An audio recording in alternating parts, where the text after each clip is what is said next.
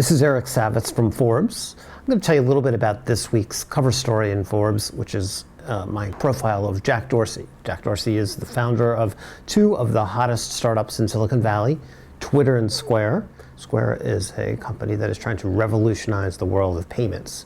They make a little dongle called the Square Reader.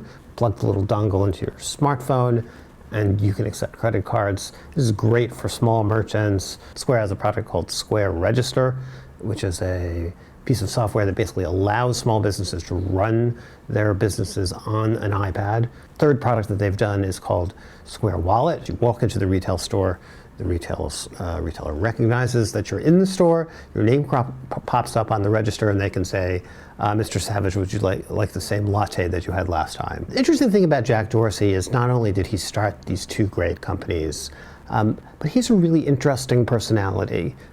Jack was born in St. Louis. He became interested, even in his teen years, with a very strange thing. He was obsessed with software that does dispatch, like that is to say, so scheduling bicycle messengers or taxi cabs or buses. I want to tell you a couple of little anecdotes about my experiences with Jack.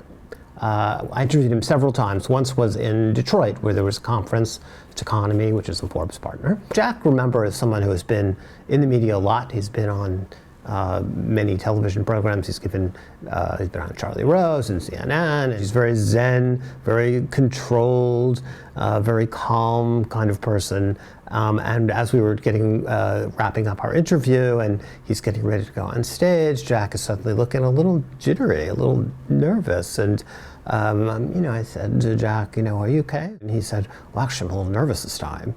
And I said, well, Jack, why are you so nervous? He said, well, my mom and dad are in the audience. One other interesting thing about, I want to talk about the experience of going to Square. So Square's offices are south of Market in San Francisco, very cleanly designed. Among other things, there are sketches from the very early designs that Jack had for what Square would look like, particularly the Square Reader and the Square Register product. These ripped out pieces of notebook paper have been framed. All the conference rooms are named after squares, so the Tiananmen Square and Union Square and Washington Square.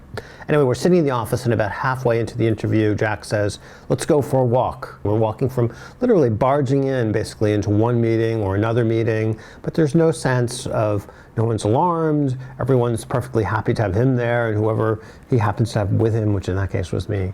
And it's this philosophy of management by walking around, which was popularized by Hewlett and Packard when they were running HP back in the 1970s. It's a very open plan office. There are a lot of these very tall tables, they call them stand-up tables, where people do meetings literally standing up. You feel like you're in a beehive of activity. There's buzzing all around, and you can walk through. In one place there's a meeting about marketing, in another place there's a meeting about a presentation that's about to happen. All of this is going on in the open.